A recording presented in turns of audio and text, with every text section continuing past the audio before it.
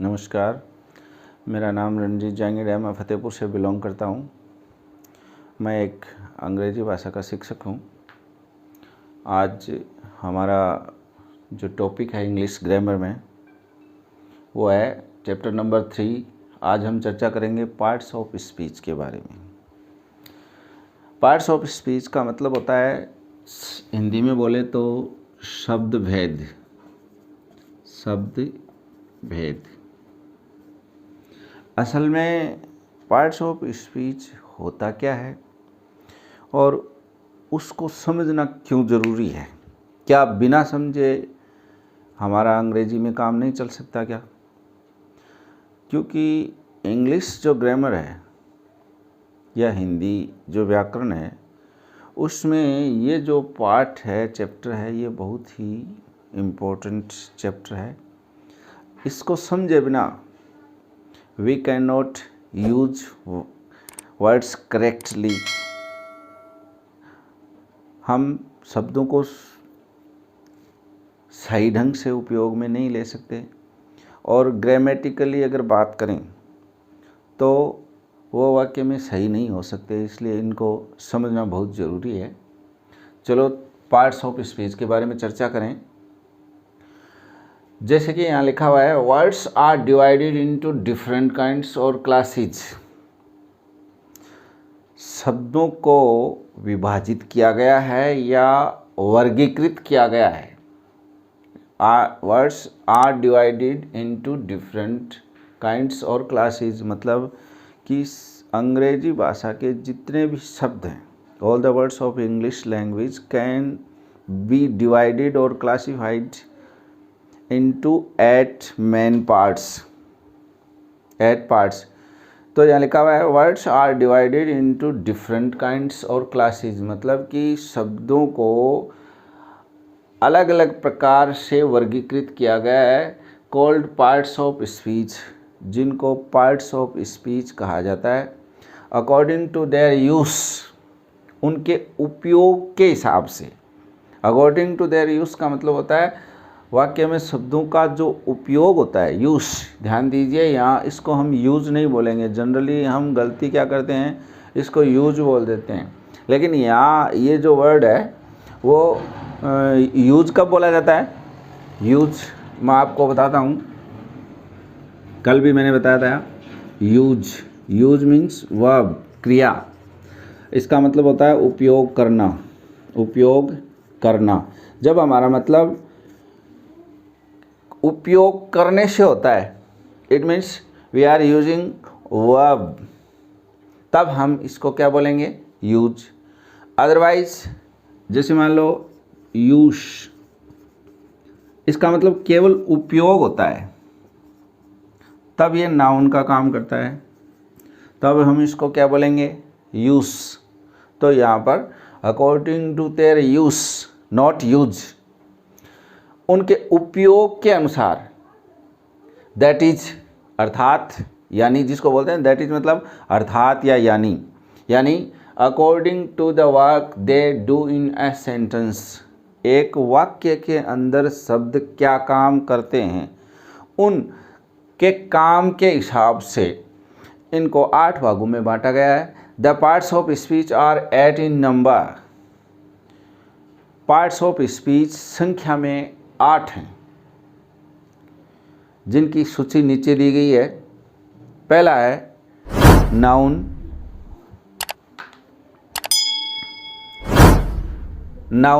Noun को जिसको हम हिंदी में कहते हैं संज्ञा।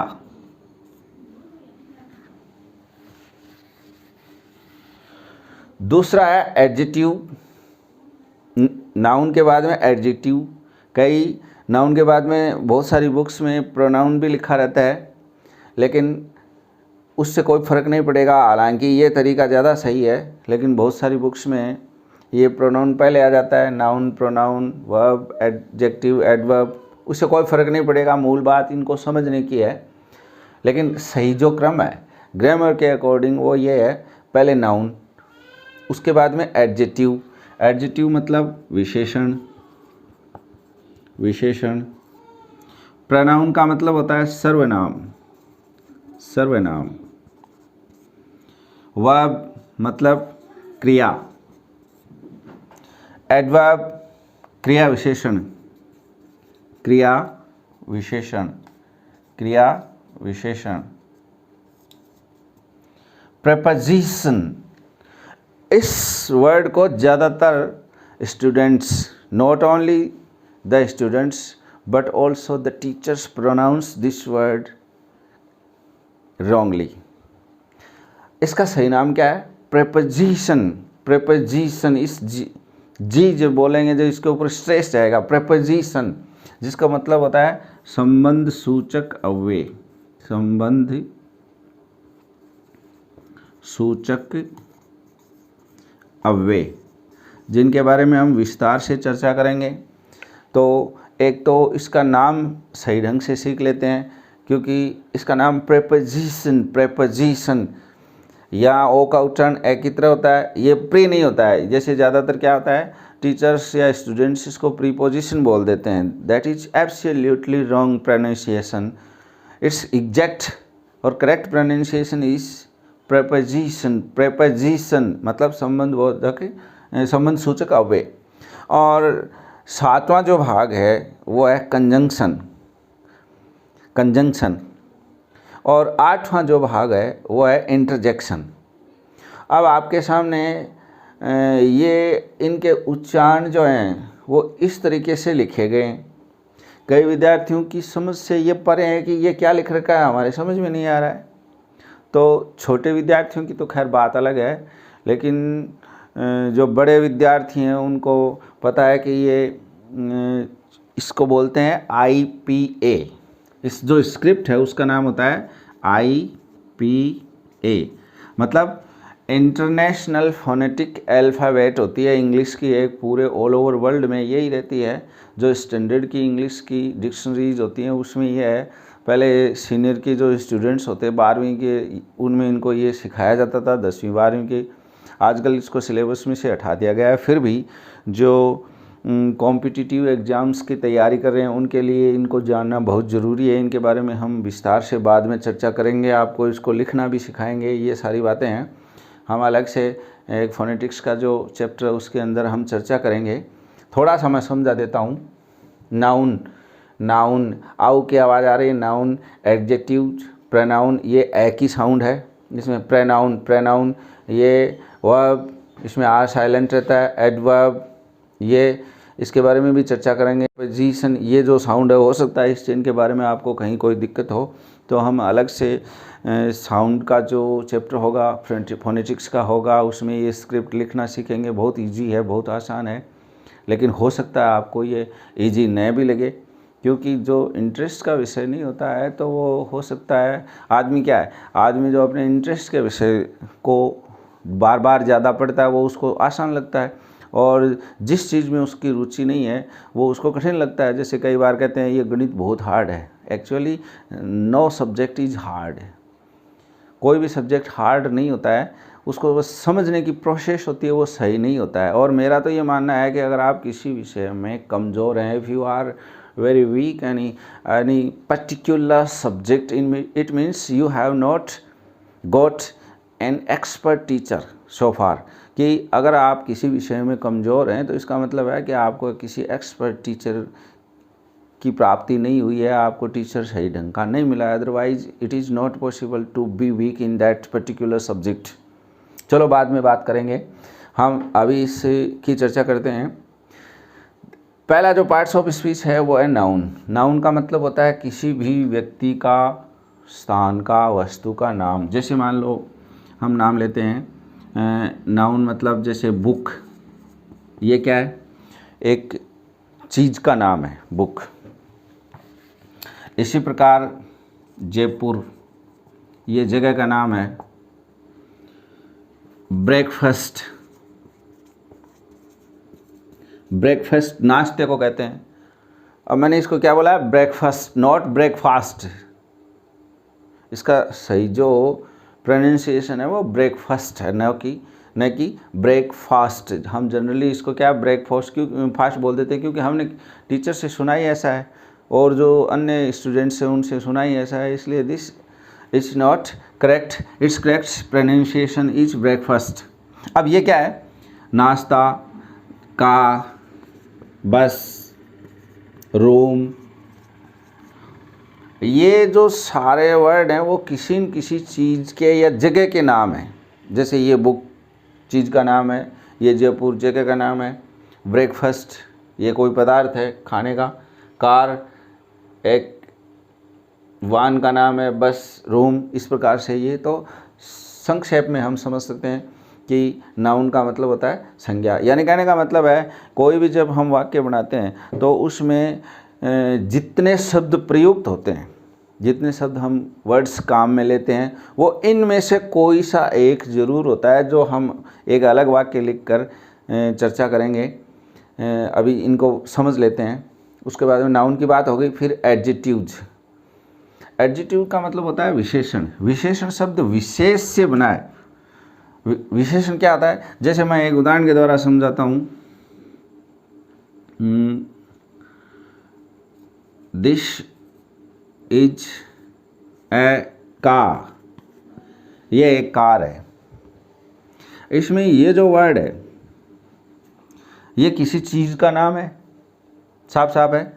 इसलिए ग्रामर की भाषा में, व्याकरण की भाषा में ये क्या हुआ?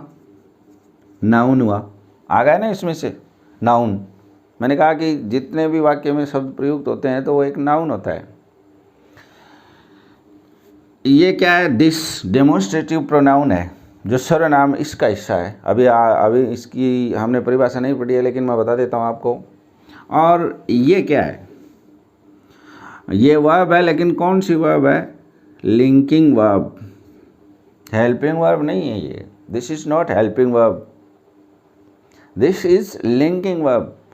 अब ये हम वर्ब वाले सेक्शन में चर्चा करेंगे कि वर्ब कितने प्रकार की होती है। अभी इतना समझ लेते हैं कि ये न तो हेल्पिंग वर्ब है और न मेन वर्ब है, ये लिंकिंग वर्ब है। इसका एक नाम और भी होता है जो हम उसमें चर्चा करेंगे। दिस इज अ कार, चलो ये समझ रहे हैं हम। अब इसमें ये दूसरा वाक्य बनाते हैं। This is a new car, this is a new car, ये एक नई कार है। इसमें जो ये अभी थोड़ी देर पहले हमने बताया कि ये तो क्या है? नाउन है। और ये क्या है? न्यू शब्द। ये न्यू का मतलब होता है नया, इसलिए ये एडजेक्टिव है। कैसे? कि ये जो वर्ड है वो इसके बारे में कुछ एक्स्ट्रा क्वालिटी बता रहा है। This word is adding something extra about noun. ये इस नाउन के बारे में कुछ अतिरिक्त सूचना दे रहा है। जैसे एक उदाहरण और लेते हैं। दिस इज एन एक्सपेंसिव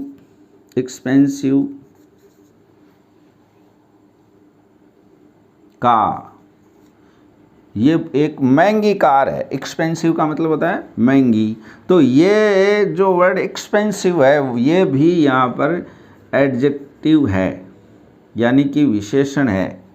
क्यों है? क्योंकि ये जो वर्ड है वो इस नाउन के, अभी हमने पहले देखा था ये नाउन है, किसी भी चीज़ का नाम है, इसलिए नाउन के बारे में ये जो वर्ड है एक्सपेंसिव, ये कुछ extra, this word is expressing some extra quality about noun, so it is an adjective. समझ गए? इसलिए विशेषण। अब विशेषण क्या क्या हो सकते हैं?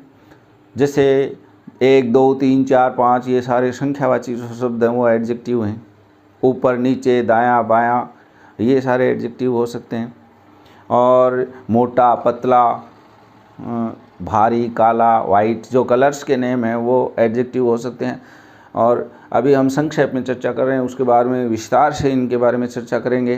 तो दूसरा जो भाग हुआ वो हुआ एडजेक्टिव्स, मतलब विशेषण। विशेषण शब्द का मतलब होता है संज्ञा के बारे में जो कोई खास बात बताए, विशेष बताए, या उसके बारे में कुछ एक्स्ट्रा क्वालिटी, गुण है उसका बारे में बताए, तो वो क्या हो गया? एडजेक्टिव हो गया। और अब जो तीसरे नंबर की बात है वो हम करेंगे प्रोनाउन की, सर्वनाम। अब सर्वनाम क्या होता है? सर्वनाम, प्रोनाउन, इसकी चर्चा कर रहे हैं। अब सर्वनाम के बारे में बात करें तो इसकी जो परिभाषा है वो ये है कि जो शब्द, सीधी हम पढ़ते आए हैं कि जो शब्द संज्ञा के स्थान पर प्रयुक्त होकर बार बार किसी नाउन की पुनरावृत्ति को रोकते हैं, कि बार बार वो नाउन नहीं आए, हमें सुनने में अच्छा लगे। अभी एक उदाहरण के द्वारा समझते हैं हम। मैं एक वाक्य लिख रहा हूँ, Rakesh is a good boy. Boy नहीं, बॉय, इसका उच्चारण ई की तरह होता है। राकेश इज, यहाँ और ध्यान दीजिए, जब भी ये आर्टिकल के रूप में काम में आता है तो इसको ए नहीं बोला जाता है। अगर मैं इसको गलत पढ़ूं तो ऐसे पढ़ेंगे, Rakesh is a good boy या बॉय, ऐसे पढ़ेंगे। मैं गलत तो मुझे तो पढ़ना ही नहीं आता है, लेकिन जनरली ऐसा होता है कि Rakesh is a good boy ऐसे पढ़ते हैं। This is absolutely wrong pronunciation, ये गलत है, इस तरीके से नहीं पढ़ी जाती है। और जनरली ऐसा ही होता है, जैसे मैं एक बार और गलत पढ़ कर बताऊँ आपको, Rakesh is a good boy, मुझे बुरा लगता है ये ऐसे पढ़ते हैं, तो मुझे इस पर बहुत ही दिक्कत होती है, ऐसे पढ़ा जाता है। तो इसको सही ढंग से कैसे पढ़ें? Rakesh is Rakesh is a good boy, Rakesh is a good boy, ठीक है। दूसरा, Rakesh is an honest boy, boy नहीं boy, Rakesh is an honest boy, Rakesh एक ईमानदार लड़का है। Rakesh comes school daily, Rakesh school हमेशा आता है। इस प्रकार से हम जो 2-3 वाक्य लिखे हैं, इनमें और भी राकेश के बारे में हम कुछ अभिव्यक्त कर सकते हैं। We can easily express about Rakesh something extra, कुछ आसानी से कह सकते हैं। अब ध्यान देने योग्य बात यह है कि पहली बार किसी नाउन आदमी का नाम आ जाता है तो ठीक है, अच्छा लगता है, कोई दिक्कत नहीं है, आना भी चाहिए। उसके बाद में अगर राकेश का नाम आ रहा है, यहाँ भी राकेश आ रहा है, राकेश यहाँ भी आ रहा है, अगर हम 3, 4, 5 और वाक्य सेंटेंसेस बनाएंगे तो बार बार जब राकेश आएगा तो चूंकि भाषा के अंदर शब्दों की पुनरावृत्ति अच्छी बात या अच्छी अभिव्यक्ति नहीं समझी जाती है, इसलिए इस पुनरावृत्ति रिपीटेशन को रोकने के लिए हम क्या करते हैं, इस नाउन की जगह उसके बदले में एक अन्य शब्द काम में लेते हैं। तो इस प्रकार इन लाइंस को हम दोबारा रीराइट ऐसे कर सकते हैं। पहली बार तो राकेश नाम लिख देंगे, Rakesh is a good boy. अब दूसरी बार नाम आ गया तो अगर यहाँ पर पुरुष है तो हम कहेंगे ही, और अगर स्त्री है तो हम क्या लिखेंगे, सी। अब राकेश तो चूंकि लड़का है, इसलिए उसके बदले में जो शब्द काम में लें जिससे उसकी बार बार पुनरावृत्ति नहीं हो, बार बार ये आए नहीं, इसलिए इसकी जगह हमने he is an honest boy, वह एक ईमानदार लड़का है। ऑनेस्ट, ध्यान देना इस शब्द पर, ऑनेस्ट, होनेस्ट नहीं, होनेस्ट बोल देते हैं, ऑनेस्ट बिल्कुल गलत उच्चारण है। ऑनेस्ट, ऑनेस्ट का मतलब होता है ईमानदार, और हम इसको क्या बोल देते हैं, होनेस्ट, बिल्कुल गलत। इसको रिमाइंड कर लें, मैं पढ़ रहा हूँ, he is an honest boy, वो एक ईमानदार लड़का है। अब हमने क्या किया, ये राकेश की जगह ही शब्द काम में ले लिया। क्यों लिया? क्योंकि हम संज्ञा की पुनरावृत्ति, उसको रेपिटेशन को रोकना चाहते थे ताकि भाषा सुंदर लगे। इसलिए ये जो शब्द हमने राकेश के बदले में काम में लिया है, ही मतलब वह कौन, राकेश की तो हम चर्चा कर रहे हैं, इसलिए यहाँ पर जो ये ही शब्द हुआ वो क्या हुआ, ग्रामर की भाषा में प्रोनाउन हो गया, यानी कि सर्वनाम। अब आगे का जो वाक्य लिखेंगे उसमें भी राकेश आ रहा है तो उसकी जगह भी हम ही लिखेंगे, ही कम्स स्कूल डेली, वह हमेशा स्कूल आता है। वह कौन, हम राकेश की तो चर्चा कर रहे हैं, तो वह कौन, राकेश की, राकेश, यानी हमने किसी संज्ञा शब्द के बदले में ये शब्द काम में लिया है। तो हम सर्वनाम की परिभाषा क्या होती है प्रोनाउन की, कि जो शब्द संज्ञा के स्थान पर काम में आते हैं उनको हम सर्वनाम कहते हैं। तो ये सर्वनाम इसी तरीके से अगर यहाँ कोई लड़की होती तो हम सी लिख देते, अगर कोई जानवर या छोटा बच्चा होता तो उसकी जगह इट लिख देते, या कोई चीज़ होती तो उसकी जगह इट लिख देते। जैसे हम कार के बारे में या घर के बारे में चर्चा कर रहे हो तो हम बार बार उसका नाम नहीं लिखेंगे, तो उसके लिए इट लिख सकते हैं। इसका भी एक पूरा का पूरा चैप्टर, एक पूरा का पूरा पाठ अलग से है, उसके बारे में भी हम अलग से चर्चा करेंगे। अभी हम इसका परिचय कर रहे हैं। चलो ठीक है, अब 3 नंबर तो पूरा हो गया, और अब हम जानेंगे वर्ब के बारे में। वर्ब मतलब क्रिया।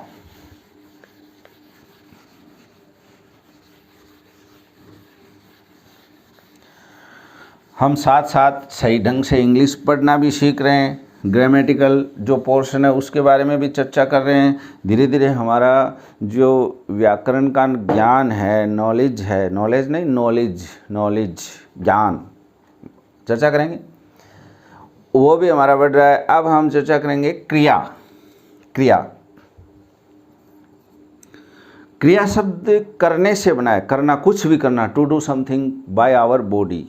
जैसे अब मैं क्या कर रहा हूँ, मैं बोर्ड पर पढ़ा रहा हूँ, आप क्या कर रहे हैं, आप मोबाइल पर यूट्यूब पर वीडियो देख रहे हैं या पढ़ रहे हैं। कोई खेल रहा है, कोई जा रहा है, कोई आ रहा है, कोई सो रहा है, कोई कुछ कर रहा है। तो हम अपने शरीर के द्वारा जो कुछ भी करते हैं सुबह से शाम तक, जैसे सबसे पहले हम क्या करते हैं, अपनी आंखें खोलते हैं, ओपन, फिर क्या करते हैं, सी, देखते हैं, फिर उठते हैं, गेट अप, उठ कर क्या करते हैं, चलते हैं, वॉक, फिर क्या करते हैं, मुंह धोते हैं, वॉश, नॉट वाश। ध्यान देना है इधर, मुझे पता है हर शब्द का, मुझे पता है आप क्या बोलते हैं, इसको वाश बोल देते हैं, वाश मतलब धोना, बिल्कुल गलत।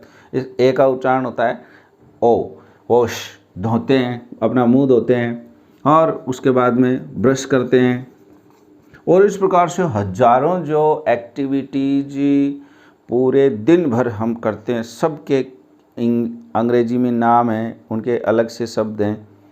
तो इनको हम क्या बोलते हैं, मैन वर्ब्स बोलते हैं, मुख्य क्रियाएं, इनको कहते हैं मैन वर्ब्स।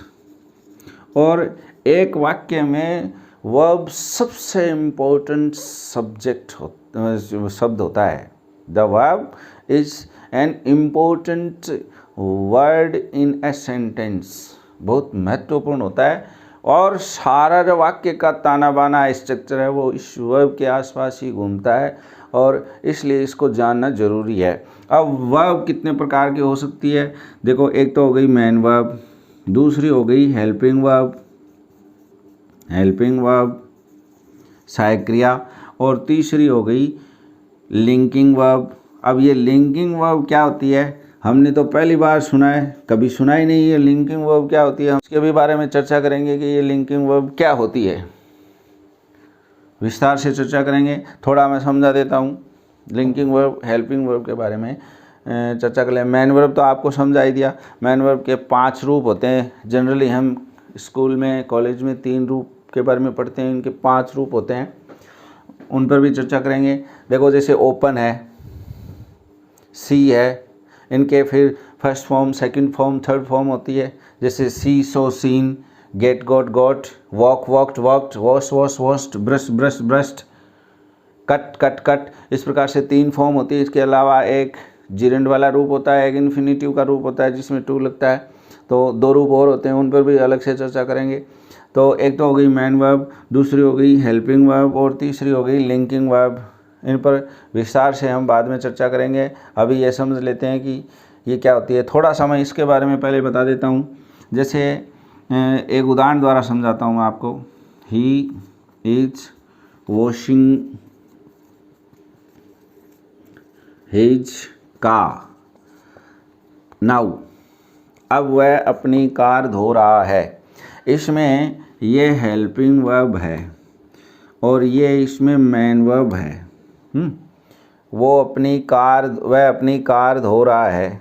तो हेल्पिंग वर्ब तब होती है, ये मैन वर्ब का अर्थ स्पष्ट करने में सहायता करती है। यानी इसके बाद में अगर मैन वर्ब है तभी ये हेल्पिंग वर्ब होती है। अदरवाइज ये क्या होती है, जैसे he is a smart boy, वह एक हंसमुख लड़का है या स्मार्ट बॉय है। अब इसमें देखो ये स्मार्ट बॉय ये तो एडजेक्टिव है और ये नाउन है। जब भी एडजेक्टिव प्रयुक्त होता है इस नाउन से पहले प्रयुक्त होता है, ये इस वाक्य का क्या है, ऑब्जेक्ट है। जैसे मान लो एक दूसरे उदाहरण के द्वारा समझाते हैं, ही इज टॉल, वह लंबा है। सरल वाक्य है ये। अब ये इसमें टॉल क्या है, एडजेक्टिव है, और ये क्या है, व्याकरण की भाषा में, ग्रामर की भाषा में प्रोनाउन है, सर्वनाम है। मतलब यहाँ पर जो ये इज काम कर रहा है वह दोनों को जोड़ने का काम कर रहा है, प्लस का काम कर रहा है, न कि किसी दूसरी मैन वर्ब के अर्थ स्पष्ट करने में सहायता कर रहा है।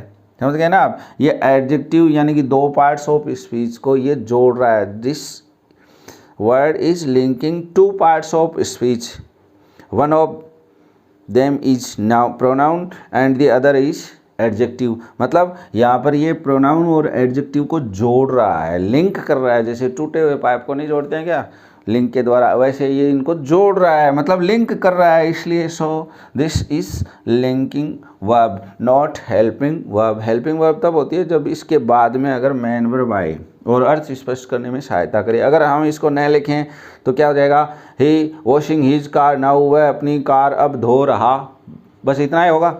है जब तक नहीं आएगा या इज नहीं आएगा तब तक ये वाक्य क्लियर नहीं होगा। इसलिए ये बात समझ लेनी चाहिए। इसके बारे में हम अलग से चर्चा करेंगे, तो इसके बारे में और विस्तार से चर्चा करेंगे। ज्यों ज्यों आगे हमारा चैप्टर आगे बढ़ेगा हम उसके बारे में चर्चा करेंगे। अभी हम संक्षेप में इनके बारे में जान रहे हैं। चलो अब आगे बात करते हैं।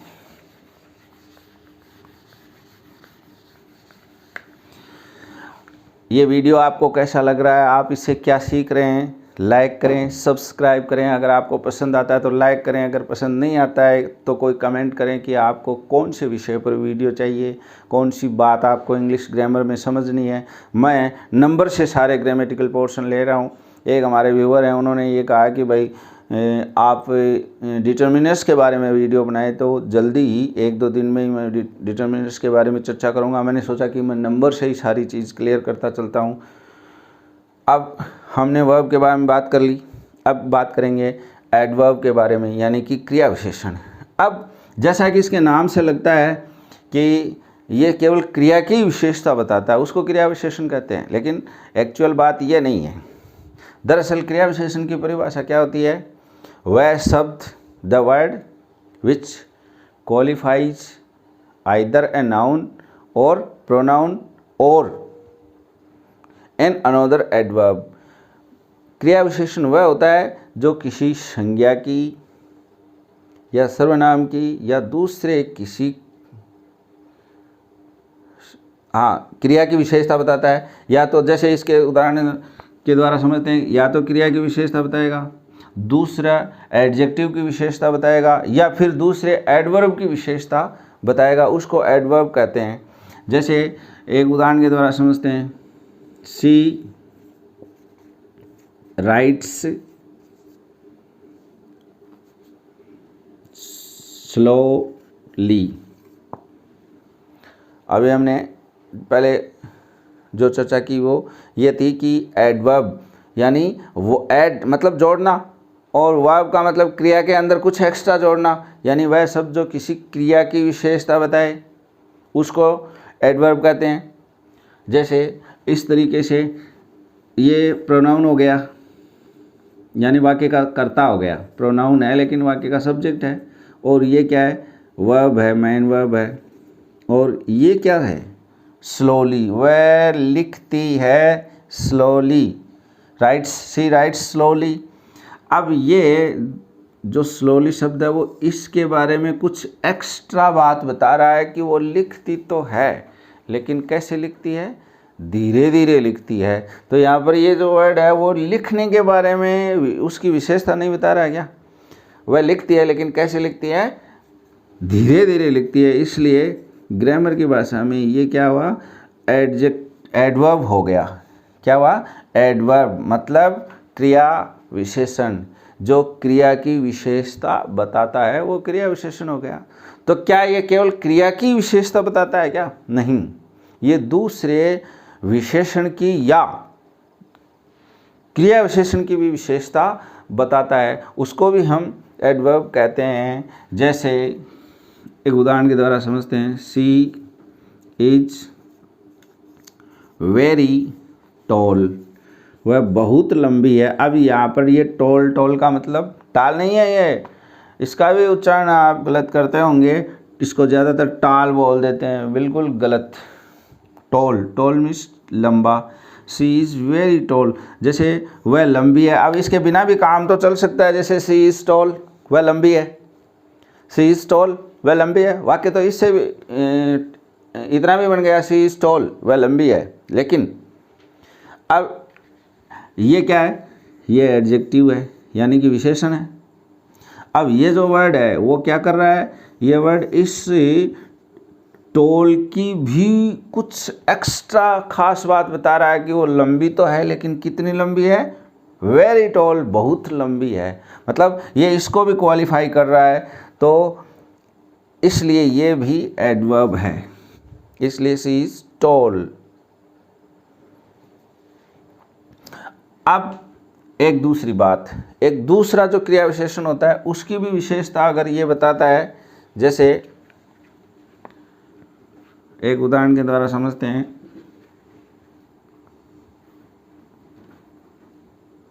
ही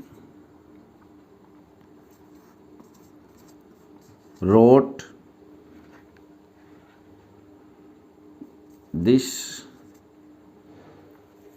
essay quite slowly,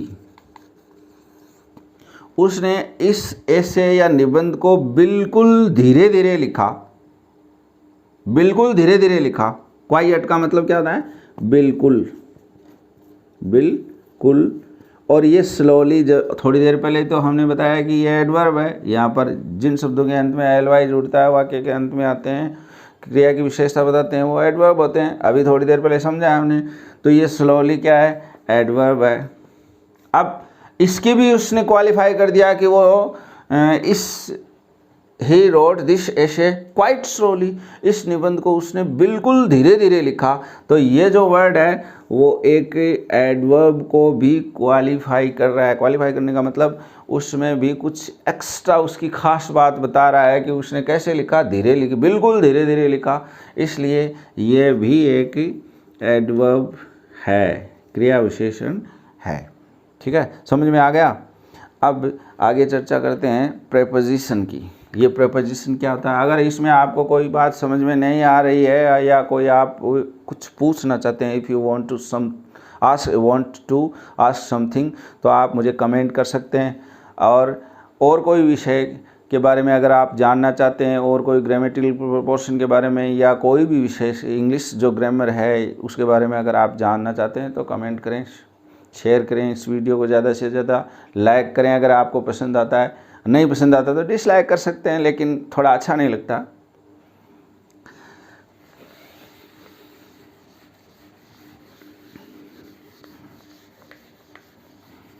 अब हम चर्चा करेंगे प्रेपोजिशन की। प्रेपोजिशन का मतलब होता है संबंध सूचक अव्यय। इसका वाक्य में क्या काम होता है और ये समझना क्यों जरूरी है। अब एक उदाहरण के द्वारा समझते हैं, the cat is under the table. इसका मतलब है, सबको समझ में आता है, बहुत आसान सा सेंटेंस है। The cat is under the table, कि बिल्ली टेबल के नीचे है, बिल्ली टेबल के नीचे है। अब हम व्याकरण की दृष्टि से इस वाक्य का एनालिसिस करें। द कैट, ये क्या है, नाउन है, इसकी चर्चा नहीं कर रहा हूँ, अभी इसको बता रहा हूँ। ये तो आर्टिकल है, डेफिनेट आर्टिकल है। इससे पहले आता है द कैट का मतलब हम जिस बिल्ली की चर्चा कर रहे हैं वह बिल्ली, या दिखाई दे रही है वो उस बिल्ली की चर्चा कर रहे हैं, तो नाउन हो गया। और ये जो टेबल है ये भी नाउन है, यानी संज्ञा शब्द है। और ये क्या है, ये लिंकिंग वर्ब है। फिर ये क्या है, व्हाट इज दिस, और इसका काम क्या है, ये जो अंडर है इसका अर्थ होता है के नीचे। इस अंडर का क्या अर्थ हुआ? के नीचे।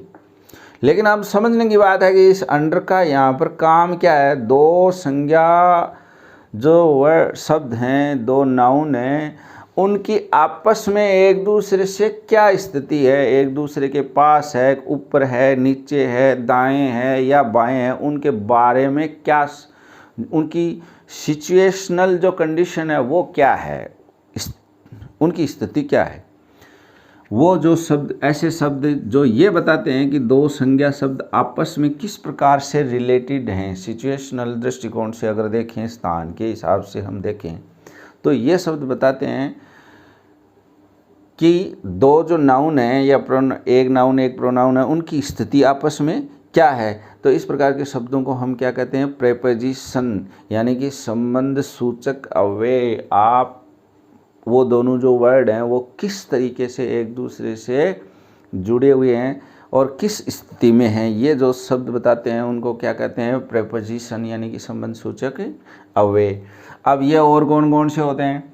ये जैसे अंडर है, ओन है, जैसे my cell phone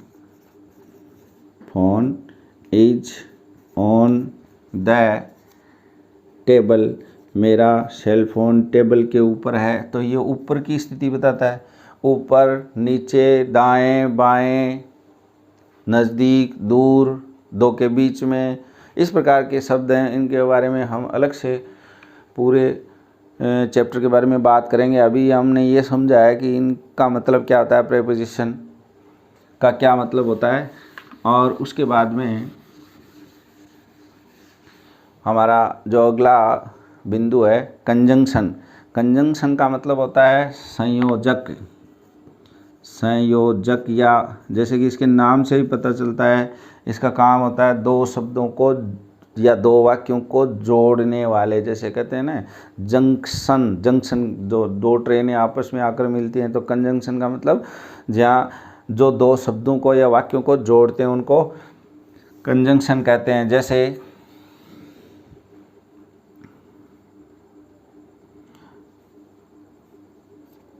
he and she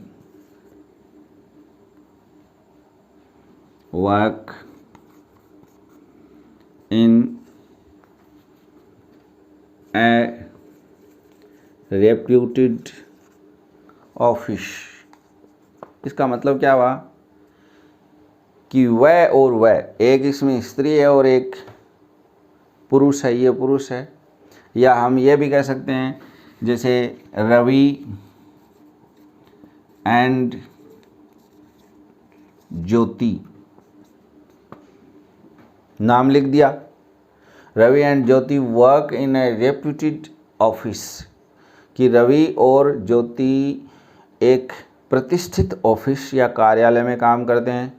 अब यहाँ पर ये दो नाउन हैं, एक ये ज्योति और ये जो वर्ड है वो इन दोनों को क्या कर रहा है? जोड़ रहा है। इसलिए ये क्या हो गया? कंजंक्शन। दो वाक्य भी जोड़ सकते हैं, आगे चर्चा करेंगे कंजंक्शन कौन कौन से होते हैं। तो जो दो वाक्यों या शब्दों को जोड़े उसको कंजंक्शन कहते हैं। इंटरजेक्शन जिनको बोलते हैं विस्मयादि बोधक चिन्ह, मार्क्स होते हैं। जैसे wow, we have won the match, हम मैच जीतने, वो है इंटरजेक्शन का साइन, यानी कि विस्मयादि कोई आश्चर्य, सरप्राइज प्रकट करते हैं। तो इस प्रकार के चिन्हों को हम, जैसे अल्लाश, शी इज अनकॉन्शस, हाय वो तो बेहोश हो गई। तो ये जो चिन्ह हैं इनको क्या कहते हैं? इंटरजेक्शन। ठीक है, अब हम इनके बारे में हमने विस्तार से समझ लिया। अब अगला जो पार्ट है उसमें हम ये चर्चा करेंगे कि एक वाक्य में ये कैसे प्रयुक्त होते हैं। थोड़ी यहीं पर चर्चा कर लेते हैं, फिर नया पार्ट शुरू करेंगे। जैसे मैं एक वाक्य लिख रहा हूँ, उस वाक्य में जैसे my uncle was teaching me at that time. ये एक वाक्य है, सिंपल सा वाक्य है। इसका मतलब है उस समय मेरे चाचा जी मुझे पढ़ा रहे थे। My uncle was teaching me at that time. अब देखते हैं ये शब्द क्या है, माई। ये पजेसिव प्रोनाउन है, अधिकार सूचक सर्वनाम है, तो ये इसमें आ गया। अंकल ये नाउन है, संज्ञा शब्द है, तो ये इसमें आ गया, ये नाउन में आ गया। वॉज क्या है, लिंकिंग, ये हेल्पिंग वर्ब है, जो वर्ब का हिस्सा है, तो ये वॉज किस में आ गया, मेन वर्ब में आ गया। ये मेन वर्ब कहाँ है, ये इधर है, मेन वर्ब में आ गया। ये हेल्पिंग वर्ब में आ गया, जो वर्ब का हिस्सा है। और ये टीचिंग, ये भी वर्ब ही है, तो वर्ब में चला गया। फिर मी, ये भी सर्वनाम है, किसका, आई का। ऑब्जेक्टिव जो सर्वनाम होता है उसके बारे में हम चर्चा करेंगे, लेकिन है ये सर्वनाम, तो ये प्रोनाउन हो गया, प्रोनाउन हो गया। तो और एट क्या है, डिटर्मिनर। डिटर्मिनर क्या आता है, एक प्रकार का एडजेक्टिव होता है जो इस भाग में आ जाएगा। और दैट डेमोन्स्ट्रेटिव प्रोनाउन है, दैट एट दैट टाइम, तो दैट भी क्या हो गया, ये भी प्रोनाउन हो गया, प्रोनाउन हो गया। और टाइम, ये फिर से नाउन आ गया। यानी या तो कोई वर्ड नाउन होगा या प्रोनाउन होगा या फिर एडजेक्टिव होगा या एडवर्ब होगा। यानी कहने का मतलब कोई भी वाक्य लिखा जाए, जितनी भी किताबें इंग्लिश लैंग्वेज में, अंग्रेजी भाषा में लिखी गई हैं, all the books which have been written in English language, उसमें जितने भी शब्द काम में लिए गए हैं, all the words which have been used in these books, वो इन जो 8 भाग हैं, उन 8 भागों से कोई सा शब्द संबंधित है। इसलिए अगर हमें सही ढंग से शुद्ध इंग्लिश लिखनी है या बोलनी है, तो हमें इनके बारे में थोड़ा अध्ययन करना पड़ेगा, इनको समझना पड़ेगा। तो आज हमने शब्दों की 8 श्रेणियां, जिसको इंग्लिश में पार्ट्स ऑफ स्पीच कहा जाता है, उसका मतलब क्या होता है ये समझे और इनके बारे में सामान्य जानकारी प्राप्त की है। आपको वीडियो कैसा लगा? क्या आपके कोई प्रश्न हैं या कोई आपकी जिज्ञासा है, क्यूरियोसिटी है, तो आप कमेंट करके बताएं। शेयर करें वीडियो को, ज़्यादा से ज़्यादा लाइक करें। अगर आपको पसंद आता है तो लाइक करें। That's all for now, thanks for watching.